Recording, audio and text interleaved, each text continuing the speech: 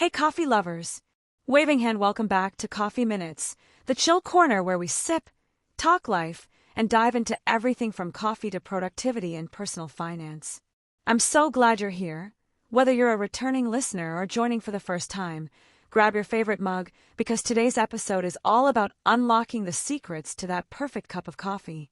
Before we dive in, if you're looking for great coffee reads or budgeting books to make your mornings more intentional, check out the book list in the description below. I've handpicked a few that I think you'll love. All right, let's get brewing. So, what actually makes a cup of coffee perfect? Is it the beans? The water? The method? The answer is all of the above. Let's start with brewing methods. Each one pulls flavor in different ways, and some are better for certain tastes than others. If you like rich, bold flavor, you can't go wrong with a French press. The coffee grounds steep in hot water for several minutes, giving you a full-bodied experience. Prefer something cleaner and smoother? Try the pour-over method, like a Chemex or V60. You control the pour, the timing, the water flow. It's like a meditation ritual with caffeine at the end. Then there's the AeroPress. This one's awesome if you're short on time or space. It uses pressure to extract flavor, almost like a manual espresso shot. It's strong, fast, and super portable. Of course, if you've got an espresso machine, that's a whole other world. Mastering a proper shot of espresso takes time, but the flavor payoff is incredible once you get the hang of it. Now let's talk about beans, because no brewing method can save bad beans. There are two big categories, Arabica and Robusta. Arabica beans are the go-to for most specialty coffee, smoother, more complex, a little sweeter. Robusta, on the other hand, has more caffeine, a stronger bite, and is often found in instant coffee or espresso blends. Here's the tip that'll level up your coffee instantly: buy whole beans and grind them fresh. Coffee loses its aroma and flavor within minutes of being ground, so fresh grinding right before you brew makes a big difference.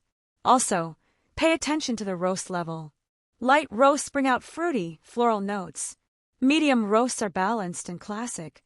Dark roasts are bold and sometimes smoky. Pick what suits your taste, or experiment a little. The journey is part of the fun. Let's be real, we've all made coffee mistakes. But if your morning cup isn't hitting right, one of these might be the culprit. Mistake number 1, water that's too hot. Boiling water burns your grounds and makes your coffee bitter.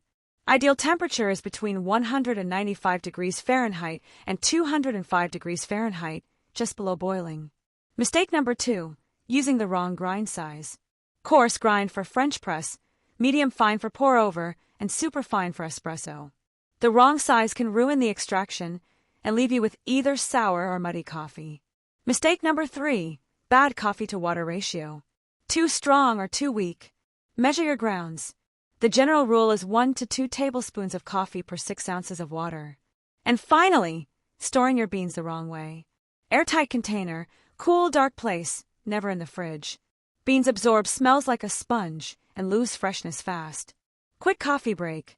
If you're loving this kind of content and want to dive deeper, I've listed some of my favorite coffee books and helpful budgeting reads down in the description below.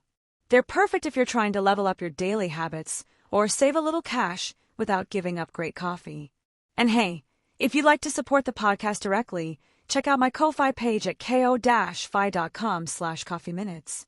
Every donation helps keep this little show running and fuels the caffeine to make more episodes just like this one. I truly appreciate the support. Now for today's fun coffee fact. Did you know that the world's most expensive coffee comes from civet poop? Yep, it's called Kopi Luwak, and it's made using beans that have been digested and, well, passed by a civet cat. The digestive process is believed to reduce bitterness and enhance flavor. Weird. Absolutely. Expensive? You bet. Tasty? That depends on who you ask. Thanks for hanging out with me on Coffee Minutes. If you enjoyed this episode, give it a thumbs up, hit that subscribe button, and tap the bell so you don't miss future episodes. Don't forget to scroll down and check out the book list in the description. There's a lot of good stuff in there to help you brew better coffee and budget smarter. Until next time, stay caffeinated, stay curious, and I'll catch you in the next episode.